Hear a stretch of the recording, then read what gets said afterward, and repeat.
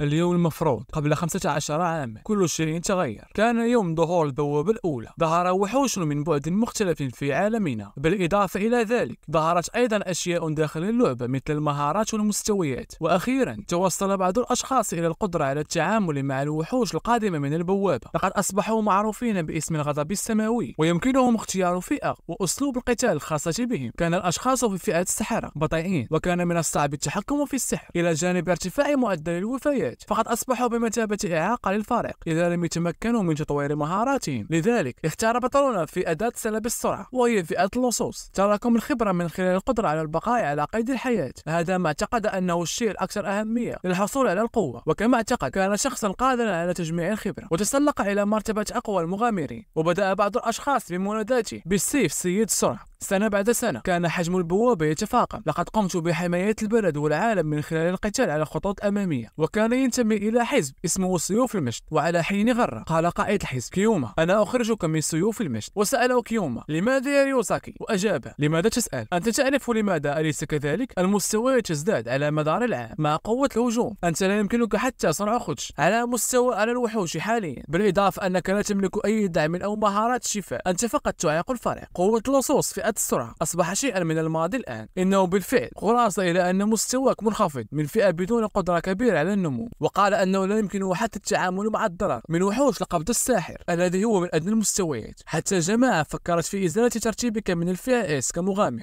بعد كل شيء تعتبر نقاط الخبرة من البوابات رفيعة المستوى ثمينة. وقال كيوما: انتظر، أعلم أنني أفتقر إلى القوة النارية، ومع ذلك للتعويض عن ذلك سوف أضع حياتي على المحك وأقضي على العدو. لا يوجد شيء أفضل مني في الخداع وتقنية البيع، اعتمادا على المباراة بين العدو. حتى أنا يمكن أن أكون مفيدا. وقال له ريوزاكي: هل هذا صحيح؟ أعتقد أنه ينبغي عليك بذل قصارى جهدك. وقال كيوما: هل هذا هو المطلوب؟ وابتسم ريوزاكي في وجهه، ثم مر بجانبه وقال له: في مكان ما لا نعرفه. ثم تركه وحيدا. عندها صعق بطلنا وأصبحت حياته بلا معنى. لقد أضعت كل حياتي في أن أكون مختارا الدفاع عن سلام البلاد والمخاطرة بحياتي والقتال في الخطوط الأمامية. هذا ما اعتقدت أن يجب علي فعله. في النهاية لقد رميت للتو. كنت أعلم أنني أفتقر إلى القوة، لذلك حصلت على كل العناصر التي يمكنني الحصول عليها بمفردي، وأنفقت بقية الأموال على المعدات. ليس لدي فائض من المال. النقابة رسميا أنزلت درجتي من أن أكون مغامر من رتبة S. لم يعد لدي سلطة الدخول إلى بوابات عالية المستوى. ووصلت أنباء في هاتفي على أن سيوف المجد تم إرسالهم إلى الصين، وقد نجحوا في قهر بوابة قصر تويتي الصعبة، وكانوا يحتفلون. وعندما أدرك يوم إلى التعليقات انصدم وقام برمي هاتفي.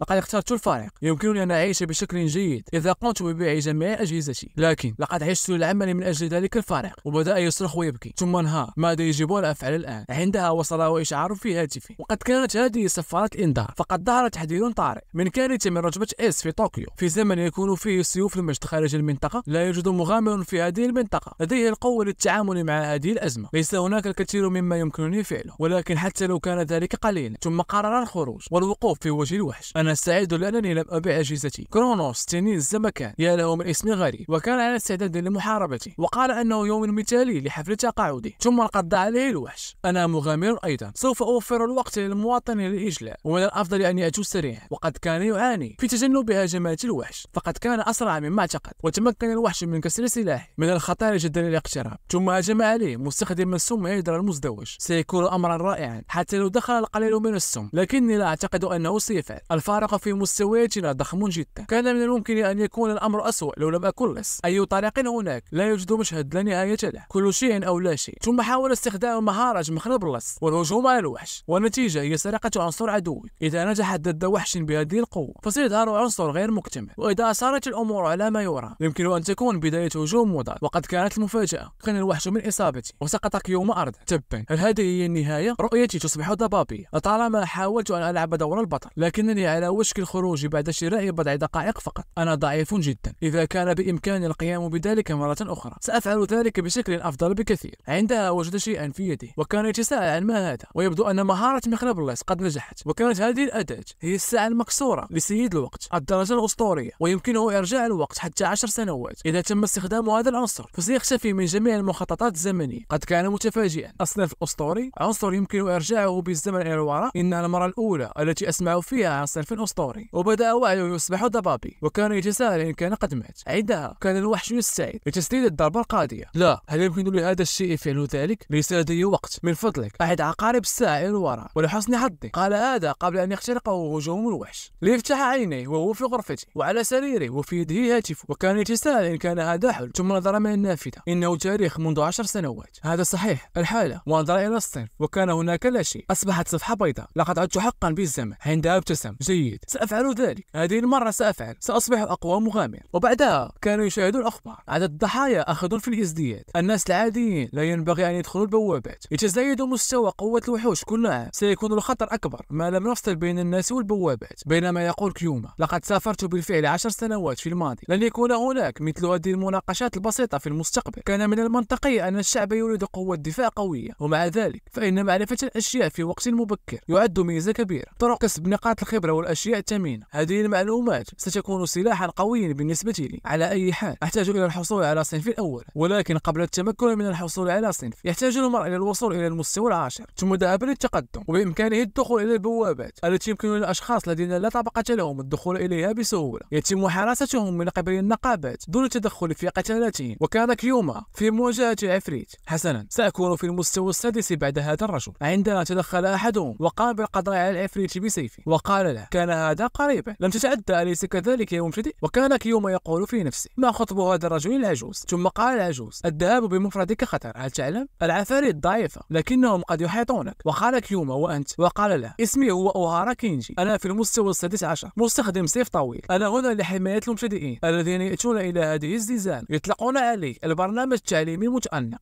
وكان ايكوما يقول أنه ليس شخصا سيئا وسنغير اسمه إلى ايكوما. ثم قال له كينجي تراجعت شركتي عندما حدثت الكارثة في البوابة. إذا كان ذلك يرشد الناس فيمكننا القيام بذلك حتى وأنا أكبر. لذلك انتهى بالأمر بفعل هذا بكل إخلاص. وكان ايكوما يفكر هل من المفترض أن أتبعه إلى الأبد؟ وبعدها عندما أكمل قتاله مع العفاريت أصبح في المستوى العاشر. وقال له كينجي أحسنت، لقد أحسنت في الحصول على هذا، أنت قوي، ستصبح مغامر قوي محتمل. بينما يقول ايكوما حسنا، حتى لو تم تخفيض رتبتي فقد حصلت على رتبة إيس سابقا بعد كل شيء. وقال كينجي يمكنك اختيار صنفك بمجرد وصولك إلى المستوى العاشر. يجب أن تأخذ وقتك في التفكير فيما تختار. يمكنك أن تسألني للحصول على نصيحة أيضا. بينما ايكوما يفكر اختيار صنفي تعتمد الأصناف المقابلة للتحديد على مهاراتك وإحصائياتك الحالية. يمكن فتح المهارات عن طريق إنفاق نقاط المهارة في إحصائيات معينة. ثم قال له كينجي أنه يوصي بمستخدم السيف الطويل فيمكنه القتال بقوة فقط مثله، ولكن مع طريقته الدقيقة في القتال. يعتقد أن فئة لوسوس لن تكون سيئة أيضا. وقال لا مالا، لم تكتسب أي مهارات بعد، ربما لا تعرف كيف تختاره. ألم يعلموك عن السرعة والقوة أثناء التدريب؟ يمكن أن تزيد السرعة والقوة من إحصائياتك. في الوقت الحالي ينظر إلى هاتين المهارتين على أنهما ضروريتان للغاية. السابق لي حصلت عليها أيضا، ولكن إذا كنت تهدف إلى أن تكون مغامر بارز فهذا مضي على نقاط المهارة. بينما قال ايكوما المهارة التي قضيت طوال الليل أفكر في اكتسابها. وعندما كان على وشك الاختيار صرخ كينجي وكان يقول أن هذا ليس جيد. وقد اختار ايكوما مقاومة السقوط فهي تقلل الضرر من الأماكن المرتفعة وسحر الجاذبية. وقال كينجي هناك عدد قليل جدا من الفرص التي يمكن فيها استخدام مهارات المقاومة ومقاومة السقوط من كل منهم. وقال ايكوما حسنا. وكان كينجي يتساءل إن كان سيء مع المرتفعات وقال له اختر مهارة مناسبة في المرة القادمة. بينما ظل ايكوما ينفق نقاط المهارات لترقية مقاومة السقوط في المستويات، فقد أنفق 15 نقطة لتصبح في المستوى الثالث. ويبدو أن هذا أحبط كينجي لاعتقادك أنك تستخدم كل هذه العناصر في مقاومة السقوط. ما الذي تفكر فيه؟ هذا يعني أنه يمكنك فقط الاختيار بين فئتين مبارز وقروي. وقال ايكوما لا هذا جيد. وكان هناك صنف ثالث وهو مستخدم الجاذبية. وقال له الطبقة المخفية مستخدم الجاذبية يظهر فقط إذا وضعت كل النقاط التي اكتسبتها للوصول إلى المستوى العاشر في مقاومة السقوط. كانت المتطلبات صارمة للغاية، لذلك لم يتم اكتشافها إلا في وقت لاحق. حتى بعد اكتشافه لم يحصل أحد على الفصل لأنه كان من الصعب استخدامه. لم يكن هناك بحث عنها حتى بعد 10 سنوات، لكني أعلم أنني كنت مغامر من رتبة إس. مستخدم الجاذبية هي الفئة الأقوى. وقبل أن يختارها كان كينجي يصرخ مالا، هذه فئة السحر، يجب أن تكون مبارز. بينما يقول ايكوما لا هذا جيد. وقام باختيارها وقال أنها فئة السحر التي كان ينتظرها. حسنا، سأهدف إلى القمة هذه المرة مع هذه الفئة. هذه المرة سأكون قادر على العيش دون مواجهة ذلك. وكان يتذكر الحزب الذي تخلى عنه. وقال كينجي ايكوما دروس السحر ليست جيدة، ستكون ضعيف وستكون قدرتك على التحمل منخفضة، كما أن معدل وفياتهم في المعركة مرتفع للغاية، لذا يجب أن تتنازل عن كونك مغامر. بينما يقول ايكوما بعد كل شيء يعتقد الناس أن الفصول ذات المدى القريب هي الأقوى في هذه الفترة. عندها سمعوا سمعوا صراخا ما، وقد ظهر عفريت من المستوى السابع عشر وهو ذو الغطاء الأحمر. وقد كان كينجي متفاجئا. أنت تمزح؟ لماذا ظهر مثل هذا الوحش الرفيع المستوى؟ وكان الناس يهربون منه. إنه وحش نادر مع تغيير بسيط في الظهور. لقد جئت إلى هنا فقط لأنني اعتقدت أنه لا يوجد سوى وحوش منخفضة الرتبة ستظهر هنا. لا بد لي من الهرب. لا يوجد سوى المبتدئين الموجودين في المستوى الخامس عشر هنا. يجب أن أفعل شيئا. ثم طلب من أيكوما أن يسرع ويهرب وأنه سوف يقوم بإلهائي. بينما كان أيكوما يقول ذو القبعة الحمراء يمكن لأوهارا-سان التغلب بسهولة على هذا الوحش بناء على المستويات. ومع ذلك من الواضح أن أوهارا-سان لا يقوم بمحاربة الأعداء الذين هم في نفس المستوى مثله. بينما كان كينجي يصرخ هل يوجد أحد مؤتمن ليواجه وحش أعلى من المستوى الخامس عشر؟ بينما كانوا يقولون أليس هذا الشخص في المستوى السادس عشر؟ إنه قوي بشكل غير متوقع. وكانوا يعتذرون منه. يجب أن يكون خصمك سريعا ولن يكون هناك ما هو أكثر من ذلك إذا قمت بإرسال رسالة حتى مرة واحدة. وكان أيكوما يشاهد لا يجب أن أحاول محاربته هنا. إنه ليس بالمستوى الذي يمكنني التعامل معه. لا أستطيع رؤية تحركاته في المقام الأول، وإذا تعرضت لضربة واحدة فستنتهي اللعبة بالنسبة لي. إحصائيات الجاذبية منخفضة. لم أنظر حتى إلى المهارات التي حصلت عليها حتى الآن. وتذكر أن كينجي تدخل لإنقاذه ثم قال لكن ترك مثل هذا الشخص الطيب لا يرضيني. أنا أيضا لا أكره تماما محاربة عدو أقوى مني. ثم أخرج سيفه وتدخل. بينما يقول كينجي أيكوما لا يمكنك محاربته بمستواك. الأشخاص ذو الطبقة السحرية ضعفاء ضد الهجمات الجسدية. مع هذا المستوى من الاختلاف ستقتل في ثواني معدودة. بينما قال أيكوما ذو القبعة الحمراء سأستخدمه لاختبار قوة فئة مستخدم الجاذبية. أراهن بحياتي الثانية كمغامرة على قوة الطبقة الأقوى. إذا كنت ضعيفا لدرجة أنني يجب أن أهرب من أمثال القبعة الحمراء إذا أنا لا أحتاجه. ثم قام ذو القبعة الحمراء بتخطي كينجي متجها نحو أيكوما. سبب ضعف فئة السحر هو افتقارها إلى قوة الجسم، لذلك يجب أن تعمل فئة السحر مع الفئات الأخرى. ومع ذلك فإن فئة مستخدم الجاذبية مختلفة. مع معالجة الجاذبية يمكنك استغلالها للحصول على قدرات بدنية مؤقتة. ثم استخدم شدة الجاذبية وتمكن من مراوغة ذو القبعة الحمراء. بينما كان كينجي متفاجئا فقد زاد سرعة أيكوما الذي كان يقول في نفسه يمكنني زيادة سرعتي عن طريق تقليل قوة الجاذبية على جسدي. مع ذلك تصبح قراءة تحركاتي سهلة للغاية، لكن لا مشكلة إذا كان بإمكاني أيضا معرفة تحركات عدوي. كم عدد المعارك التي تعتقد أنني أملكها مع السرعة كالسلاح الوحيد. وتمكن من إصابة ذو الغطاء الأحمر. بينما يقول كينجي هل تغلبت فئة السحر ذات المستوى الأدنى على هذا ذو الغطاء الأحمر السريع مستخدم الجاذبية؟ هي فئة تتمتع بقدرات بدنية عالية. طالما أن هناك عدد كافي من البدائل إن إمكانات المهارة التي تعتمد عليها عالية بشكل لا يصدق، خاصة وأن الوحوش منخفضة المستوى لديها حركة بسيطة. يمكنني التفوق على كل شيء تقريبا باستخدام التلاعب بالجاذبية. وكان كينجي يقول أيكوما فقط من تكون. وبينما كان الوحش ساقطا على ركبته توجه كينجي نحوه، وعندما استدار الوحش إليه قال أيكوما أنا سعيد لأنك أدرت ظهرك. واستخدم سحر الجاذبية وقام بربطه ليقوم كينجي بالقضاء عليه. أستطيع فعلها. شعرت به في المعركة للتو. يمكنني أن أصبح الأقوى مع فئة مستخدم الجاذبية. وكان الجميع يقول ألم يكن ذلك الرجل مبتدئ؟ لقد هزم ذو القبعة الحمراء. وقال كينجي على الرغم من أنني كنت أتعرض للضرب من جانب واحد أعتقد أن أيكوما الذي في مستوى أدنى يمكنه التغلب عليه بسرعة. إنه مدهش حقا. إنهم لا يفهمون كم هو مدهش. لا أستطيع أن أقول إنه مجرد عبقري. أيكوما فقط من تكون. في هذه الأثناء شعر أيكوما بالدوار. أفرغت الطاقة الخاصة بي. تتطلب مهارة مستخدم الجاذبية الكثير من المانا لذلك تنتهي بسرعة. لقد فكرت بالفعل في ذلك ولكن إدارة المانا ستكون مهمة حقا. وتقدم إليه كينجي وقام بشكره وسأل إن كان يجب أن يحمل حتى يخرجوا. وقال أيكوما أن هذا محرج ولكن من فضلك افعل. على الرغم من وجود الكثير من المغامرين أعتقد أنك شخص من مستوى أدنى جاء للمساعدة. شكرا لك لإنقاذي وأيضا لأنك منحتني الشجاعة. لقد كنت خائفا دائما على الرغم من اصطياد الوحوش من المستوى الأدنى. خطوة واحدة إلى الأمام. قد يتخرج هذا المتأنق التعليمي أخيرا. أنا سعيد لأنني رأيت يوم ولادة بطل المستقبل أيكوما كون. وبعدها في اليوم التالي انتهى أيكوما من الفحص الأساسي لمهارة مستخدم الجاذبية والآن هو مستعد لرفع مستواه. ولكن الخطر أكبر بكثير إذا فعل ذلك بمفرده. قد كان يرغب في العثور على مجموعة للانضمام إليها مؤقتا ولكن قالت خادمة الاستقبال أنها لم تسمع أبدا عن مستخدم الجاذبية وأنه يبدو نوعا ما من فئة السحر ولكن الإحصائيات منخفضة جدا. وكانت تتساءل إن كان بإمكان أي شخص أن يقاتل بشكل صحيح مع هذه الفئة. وسألها إن كان هناك أي أعضاء في المنظمة. قالت له هناك فريق جيد مع شخص بمستوى منخفض وطلب منها أن تقدمه إليه. وقالت له مع إحصائيات منخفضة مثل إحصائياتك كمستخدم سحري قد لا يكونوا سعداء بانضمامك. وكان يقول هناك الكثير من الفئات النادرة التي يصعب استخدامها. كنت أعلم أنه لم يتم الترحيب بي ولكن ليس إلى هذا الحد. وقال لها في الوقت الحالي هل يمكنك فقط تقديمي إليهم؟ سأتولى الباقي. وفي هذه الأثناء وصل أحدهم وقال أيكوما يبدو أن موظفة الاستقبال مضطرب هل يمكنك تركها وشأنها من فضلك؟ وسأله أيكوما عن من يكون وقال له: أنت لا تعرف من أنا؟ الحزب الجديد والقادم الذي يرتفع بسرعة عبر الرتب، فرسان الرعد. أنا زعيم هذا الحزب أتسونومياشو. الحزب بأكمله لديه فئة قريبة المدى. بالتأكيد من المعروف أن فئة السحر ليست مفيدة في القتال، إنها مجرد سفر الجبناء الذين يخافون من الاقتراب من الوحوش. لا يمكنك أن تكون مغامرا بموقف مثل هذا. أنا متأكد من أنك غاضب جدا من نفسك لأنك لم تبحث بشكل صحيح مسبقا، أليس كذلك؟ إحصائياتك ليست جيدة بالرغم من أن لديك فئة سحر نادرة. حتى لو كان كلانا لديه فئة نادرة فسيكون ذلك على نطاق مختلف. وسأله أيكوما إن كان لديه فئة نادرة أيضا وقال له: نعم، لقد استمعت جيدا، فقد شاهد. ثم أخرج سيفه واستخدم مهارة ضربات الضوء وقال لأيكوما: فارس الرعد، إنه فئة بإحصائيات عالية ومهارات جيدة، إنها أفضل فئة نادرة هناك، مناسب تماما لي. وكان الجميع متفاجئا، فقد كانت فئته قوية جدا. وقالت موظفة الاستقبال أن ليس عليه استخدام المهارات في النقابة. وقال لأيكوما: عليك أن تشرح لمن لا يفهم، أليس كذلك؟ أنت تعيقني. غرفة مرجعي إلى نقابة المغامر، كونك مغامرا ليس عملا تطوعيا. بينما يقول أيكوما: فارس الرعد فئة متخصصة في القوة الهجومية، لديها حركات بسيطة يسهل القيام بها، إنه ضعيف ضد الأعداء السريعين ومن لهم صفة تقاومه. إنه يواجه صعوبة في التغلب على المنافسين الذين لا يستطيعون التغلب عليه بالقوة فقط. اتضح أنه مجرد فئة صغيرة تحاول أن تتغاضى عن الآخرين. فئة السحر ليست سوى مجموعة من القمامة عديمة الفائدة بعد كل شيء، ولكن أعتقد أنه من فئة فارس الرعد. أنا غايو. تقول الشائعات أنه يمكنك الحصول عليها عن طريق التوزيع العشوائي لنقاط الإحصائيات عند البدء. هذا صحيح، لم يمر وقت طويل على كارثة البوابة. أعتقد أن العمل بمفرده أفضل في تحقيق بعض الإنجازات. لقد نسيت كيف كان الأمر في ذلك الوقت. كان من المهم أن يكون لديك مهارات وإحصائيات براقة وسهلة الفهم. ثم قالت موظفة الاستقبال: أيتسونوميا، ليس عليك الذهاب إلى هذا الحد. وقال لها أيكوما: لا، لم أفكر بما يكفي مسبقا، سأعمل بمفردي الآن. ثم ذهب إلى غرفة مرجعية لنقابة المغامر. الحصول على فريق مؤقت حتى أقوم ببناء الثقة أمر مستحيل. من الأفضل العثور على شريك يمكنني البقاء معه لفترة طويلة، وفئة يمكنه العمل بشكل جيد مع فئة مستخدمي الجاذبية. يجب أن أسرع وأرفع مستواي وأحصل على بعض الإنجازات. تمكنت من التغلب على ذو القبعة الحمراء دون أي مشاكل. الوحوش منخفضة المستوى لها حركات بسيطة. لقد اعتدت أيضا على كيفية التحرك كمستخدم الجاذبية. أعتقد أنني يجب أن أذهب إلى زنزانة ذات مستوى أعلى قليلا لأزيد من قوتي. بوابة ستكون جيدة بالنسبة لي الآن. موصى به بوابة مستوى 25، معبد التمثال الحجري. البوابات المحفوظة مخصصة للمغامرين لرفع مستوياتهم وجمع البلورات السحرية. إنها بوابات يمكن السيطرة عليها وتترك دون احتلالها. غالبا ما تظهر تماثيل الفارس البطيء وسهلة القتال. يمكن للمغامر متوسط المستوى كسب المال بكفاءة والارتقاء في المستوى. زنزانة حافظين ومبتدئين. إذا تغلبت عليهم منفردا فقد يكون من الأسهل العثور على زملائي في الفريق. المستوى الموصى به منخفض. يبدو أنه من الممكن اجتياز المراحل الأولى لرفع مستواي. لقد قررت سأرفع مستوياتي وإنجازاتي في معبد التمثال الحجري، ثم أبحث عن فئة متوافق معي جيد. وفي هذه الأثناء في معبد التمثال الحجري كان أحدهم يهرب. لم أكن أعرف، لم يخبرني أحد. وكان هناك تمثال ضخم ذو رأس يلاحقه. بعد أن ذهب أيكوما إلى موظفة الاستقبال وقال أنه يريد الذهاب إلى معبد التمثال الحجري، كانت منصدمة، فهو في المستوى 12 وعلاوة على ذلك سيذهب منفردا. وقال أن هذا ليس ضد القواعد، وكانت مرتبكة. لا، ولكن أنت تذهب إلى موتك مباشرة. المستوى الموصى به هو 25. هناك العديد من الأشياء التي ما زلنا لا نتمتع بها عند البوابات. إنه ليس هناك ما يدعو إلى الغموض، لأن هناك وحوش خارجة عن توقعاتنا، لكنه لم ينصت إليها. وقال أنه ذاهب لإلقاء نظرة سريعة وسيعود قريبا. وعند وصوله إلى البوابة تحتاج إلى المجازفة لتصبح أقوى. ليس لديك خيار سوى الاستمرار في هزيمة الوحوش التي هي بنفس القوة أو أكثر. إنها القاعدة الأساسية للتسوية. ثم قام بالدخول. حسنا، سأعود قريبا. إذا تغلبت حتى على عدو واحد سأحصل على انتقال سريع في المستوى. وكان يمر بجانب التماثيل. عندها حاول أحدهم الهجوم عليه. وقال أيكوما: يا لها من ضربة رخيصة لا معنى لها. وقام بتخطي هجمته، وقد كان التمثال في المستوى 20. وقال أن هذا يبدو ممكنا بما فيه الكفاية. ثم قام بالقضاء عليه. تسارع بنصف وزني. تغيير مستوى الجاذبية قبل أن يضرب هجوم مباشرة. سأختار تلك. وأصبحت معالجة الجاذبية في المستوى الثاني. التلاعب في اتجاه الجاذبية فوق تقاليد الجاذبية. وأصبح الآن بإمكانه التحكم في اتجاه الجاذبية على سيارتي. يبدو أنها ستكون مهارة مفيدة جدا. على الرغم من ذلك يبدو أنني وصلت إلى هدفي. وقد حصل على جوهر الوحش باللورة السحرية. وقال أنه دليل على أنه تغلب على تمثال الفارس. وكان يتساءل إن كان يجب عليه العودة الآن، فلا يزال لديه الكثير من المانع. ثم قرر أن يختار واحدة أخرى لاختبار مهاراته الجديدة. وفي الجانب الآخر كان شو يستخدم هجومه صاعقة البرق ليقضي على أحد التماثيل. وقال صديقه: كما هو متوقع منك أوتسونوميا، التغلب على هذا الوحش القوي في هجوم واحد. وقالت هذه الفتاة: يبدو أنه قد حصل على بعض المقاومة ضد عنصر البرق، ولكن كل ذلك لا معنى له أمام قوة النيران العالية هذه. ثم قال لهما: حتى أنه لا يقاوم. أعتقد أن البوابات محفوظة على هذا النحو: إنه ليس رائع للتسوية أيضا، يجب أن نذهب إلى بوابة ذات مستوى أعلى. وقالت الفتاة: بالمناسبة ذلك الفتى من النقابة، ألا تشعر بأنك كنت سيئا بالنسبة له؟ وقال لها: أنا من النوع اللطيف، أنت تعرفين ذلك. الأشخاص الضعفاء الذين يخرجون بهذه الطريقة سيفقدون حياتهم، من الأفضل إخبارهم مباشرة في وجوههم. أنا أيضا أشعر بالسوء، هل تعلم؟ وقال الفتى: أتساءل عن ذلك؟ وبدأ في طريقهم. ظهر تمثال حجري آخر كم هو مزعج. وقالت الفتاة: انتظر، تبدو خطى كبيرة بعض الشيء. وقال لها وهو يضحك: ذلك ما تحاولين أن تقولين. الوحوش لها بعض الاختلافات الفردية أيضا. وعندما ظهر أمامهم تفاجؤوا. ما هو هذا الشيء؟ إنها ليست مجرد بعض الاختلاف الفردي. بينما كان شو يضحك يبدو قويا جدا. تمثال الفارس من المستوى 30، إنه أعلى قليلا لكنه لا يزال تمثالا حجريا في كلتا الحالتين. وقالت الفتاة: المستوى 30 لم نحارب أبدا مثل هذا فيما مضى. وقال شو: لقد أدركت شيئا لفترة من الوقت الآن. الوحوش ذات المستوى المصابي ضعيفة جدا لدرجة أنها لا تخوض معركة. نحن فرسان الرعد أقوى بكثير من المغامرين في نفس المستوى مثلنا. أعتقد أن هذا المستوى من الوحش مناسب لنا تماما. ثم قال أنه سينهي هذا بسرعة. وعندما بدأوا قتاله قال صديقه: هل هذا حقا جيد أوتسونوميا؟ وقال شو: إنه قتال 3 ضد 1. هل تلاحظ ذلك؟ حتى لو كان شكله ومستوى مختلفين، إنه مجرد تمثال فارس. لن تتغير حقيقة أنه بطيء وبصير. وعندما اقترب منه شو هجم عليه التمثال، ولكن تمكن من تجنبه في الوقت المناسب. أعتقد أن هناك اختلافا في السرعة بين المستويات، لكن إنها ليست بسرعة سيفي. وعندما هجم عليه تمكن من إصابته، ولكن كان ضرره صغيرا جدا. أعتقد أنه أقوى قليلا من المعتاد. هذه القوة تزعجني قليلا. سأحاول النسخ الاحتياطي الآن. عندها تمكن التمثال من إصابته. ما هذه القوة؟ هناك فرق كبير في قوتنا. نحن فقط على بعد مستويات قليل. أين هو تكبرك يا أخي؟ وقد كان ساقطا على الأرض. وقالت له الفتاة: ألا يفقد رباطة شاشي. ثم هجم عليها التمثال وهجم على الفتاة أيضا، ويبدو أنه قضى عليهما. أنا مشو الذي كان مرتعبا. لماذا؟ لا ينبغي أن يكون هكذا. هل كانت الوحوش دائما مخيفة؟ أنا المختار أليس كذلك؟ ثم استخدم ضربة الرعد وقال أن هذه أقوى قدراتي. حتى وحش مثل هذا لا يمكن أن ينجو منها. ولكن كان التمثال على ما يرى ولم يصابه بأي خدش صغير. يبدو أنه كان لديه بعض المقاومة ضد عنصر البرق، لكن كل هذا لا يعني شيئا أمام تلك القوة النارية العالية. وقد كان هذا كلام الفتاة من قبل. عندها قام التمثال بكسر سيفه بيده ليحفظ جميع آمال شو. هذا هو الأسوأ. وبدأ يتوسل للتمثال ويقول أنه لا يريد الموت في مكان كهذا. وفي اللحظة التي رفع فيها التمثال سيف ليقضي عليه تدخل أيكوما واستخدم انشطار الجاذبية، وقال أنه سيضطر للمقامرة على نجاح ضربته. ويبدو أنه ليس لديه خيار سوى إنهاء هذا بسرعة. وبينما شو يشاهد نزالهما اعتقدت ربما يمكنك الفوز حقا، لكنك بالكاد قادر على إحداث أي ضرر. انشطار الجاذبية لها تأثير كبير على المانا، لكن لا يمكنني مواجهة هذا الوحش بدون مساعدة مهاراتي. هذا سوف يزداد سوءا مع مرور الوقت. حان الوقت للتخلص من هذا. وكان أيكوما يتخطى هجماتي، ويبدو أن جسده أصبح خفيفا جدا. وكان شو يتساءل إن كانت هذه المهارة خاصة بفئته، بينما يقول أيكوما أنه سيضطر إلى استخدام معالجة الجاذبية. ثم استخدم الجاذبية العكسية، فقد عكس الجاذبية على نفسه وأصبح يقف رأسا على عقب. أنا أرى يا لها من مهارة مثيرة للاهتمام. إذا كنت بهذا المستوى العالي يمكنني بالتأكيد أن أفعل ذلك. مرة أخرى الجاذبية المزدوجة، السرعة الإضافية من الجاذبية المتزايدة. ثم انطلق نحو التمثال. الوقت متأخر جدا بالنسبة لك. واستخدم مهارة نيزك المنخفض وتمكن من شطره إلى نصفين. وقد ربح قدرا كبيرا من الخبرة ليتمكن من الترقية من المستوى 12 إلى المستوى 23. وربح أيضا 14 نقاط مهارة. أعتقد أنني فزت بطريقة ما، ولقد ارتفع مستواي بعد أن قضيت على عدو بما يقرب من ضعف مستواي. عندها سقط أرضا يقلل الضرر من الأماكن المرتفعة والساحة الجاذبية. أنا سعيد لأنه يمكن أن يخفف التأثير قليلا. بينما شو يشاهده يا لها من قوة مجنونة. حتى لو كان للوحش مقاومة ضدي فإن ضربة البرق لم تكن فعالة على الإطلاق، لكن أعتقد أن هذا الرجل سينقذني. رغم أنني أحرجت أمام النقابة هكذا، فلماذا ما زال ينقذني؟ هل يحاول رد ذلك بإحراجي أمام النقابة الآن؟ ثم تقدم إليه أيكوما: يا هذا، هل أنت بخير؟ هل تستطيع الوقوف؟ وانصدم شو من رد فعله وقام بشكره، وقال أن ذلك كان قريبا. وبالعودة إلى النقابة كانت موظفة الاستقبال متفاجئة عندما سمعت خبر هزيمته لتمثال فارس من المستوى 35، وقالت أنها لا تصدق ذلك، فهو مغامر مبتدئ ومنفرد. ثم أراها باللورة السحرية كبرهان، وقالت: هذا الحجم إنه بالتأكيد المستوى 30، إنه أمر مشكوك فيه بعض الشيء، لكن لقد فهمت. سأقدم السجلات. هل ستبيع هذا السحر الكريستالي؟ لا أستطيع أن أعطيك تقييما محددا، لكن يجب أن يكون حوالي 240,000 ين. وقال لها أنه لا يريد بيعه. هذا مناسب تماما للتباهي بإنجازاتي. وعندما كان ذاهبا ناداه شو وقال أنه كان يبحث عنه، فقد كان يرغب في تقديم الشكر له على الأقل، وأن لديه أخبار جيدة، فهو يسمح له بالانضمام إلى مجموعة فرسان الرعد. وكان البقية منصدم، فكيف تم دعوته من طرف فرسان الرعد؟ يجب أن يكون هذا الشخص رائعا جدا. وقال شو: لديك حظ جيد حقا، هل تعلم ذلك؟ لكي يتم اكتشافك بواسطتي. وقال لا يشعر بالخجل، فهو منقذه